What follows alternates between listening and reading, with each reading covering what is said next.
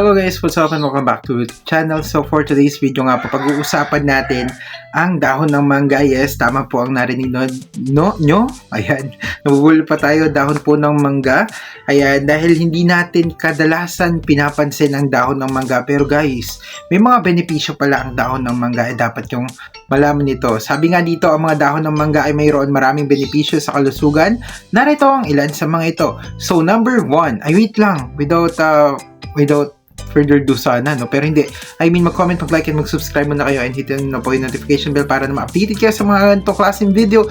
And of course, share nyo na rin para malaman ng mga kamag-anakan nyo, especially yung mga may mangga dyan. Ayan, so number 1, ayan, maaring makatulong sa paggamot na yung diabetes or obesity, yung dahon ng mangga. Guys, di ba? Nagulat kayo, ano?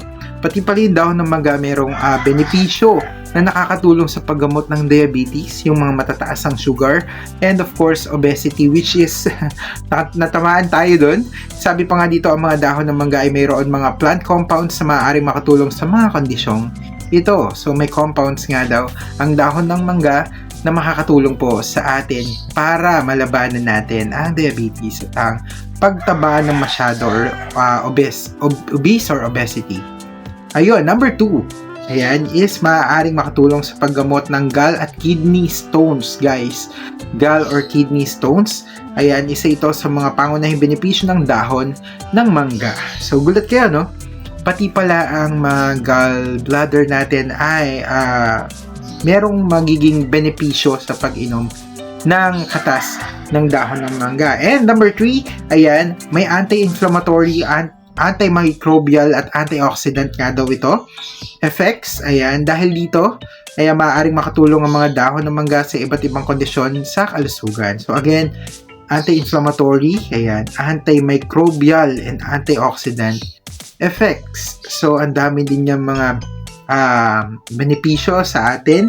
Ayan, alam nyo naman, akala natin kung minsan dahon lang ng guava or ng bayabas ang mga may antimicrobial, ganito ganyan. Kung hindi, meron din pala ang dahon ng mangga. So number 4, ayan, nakakababa ng presyon ng dugo.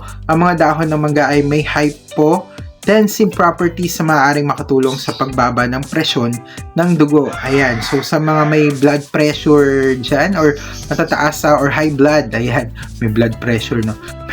May high blood dyan, ayan, isa rin pala sa makakatulong sa atin ang dahon ng mangga. Ayun. At number 6, ayan, ay mabuti para sa gut health. Ang mga dahon ng mangga ay maaari makatulong sa paggamot ng dysentery at isa pang problema sa gut. Ayan. Hindi ko alam yung Tagalog ng gut. Pero yun. Baka si gut ho, sersa. Uy, di joke lang. Ayan. So number 7, ayan, number 7 ay maaari makatulong sa paggamot ng problema sa respiratory system. Wow. So, pati pala respiratory system nakakatulong din to. And number 8, ayan, maaaring gamitin para sa paggamot ng mga paso at sakit ng tenga.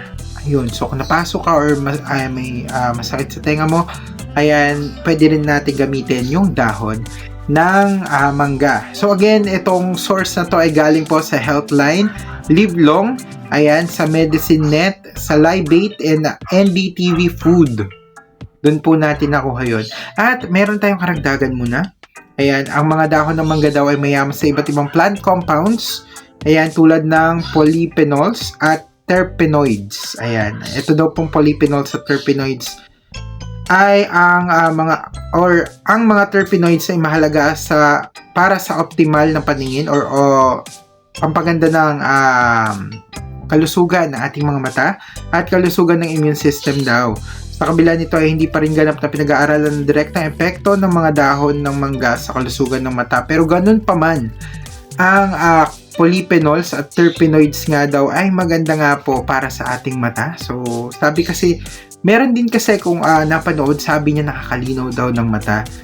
Ang pag-inom daw ng tsaa ng dahon ng mangga. So, guys, diba? Kung medyo tayo, and herbal naman siya, so I don't think wala naman siya masyadong bad na side effects. Pero syempre, sa lahat ng mga bagay kailangan ay in moderation lang, huwag naman natin naabusuhin dahil pag inabuso natin, maaaring meron din naman itong may dulot na hindi maganda sa atin. So yun lang, maraming salamat, God bless. Ingat po kayo palagi. Kung nagustuhan nyo to, i-share nyo na guys, kasi marami kayong matututunan dito sa may YouTube channel natin, especially sa mga loved ones nyo, para naman na aware din sila sa mga ganitong bagay. Pero mag-comment, mag-like, and mag-subscribe na nga po kayo. And kung nagustuhan nyo po yung video na to, comment down below, and mag-like na po kayo. Bye-bye! See you again sa another vlog po natin. Thank you!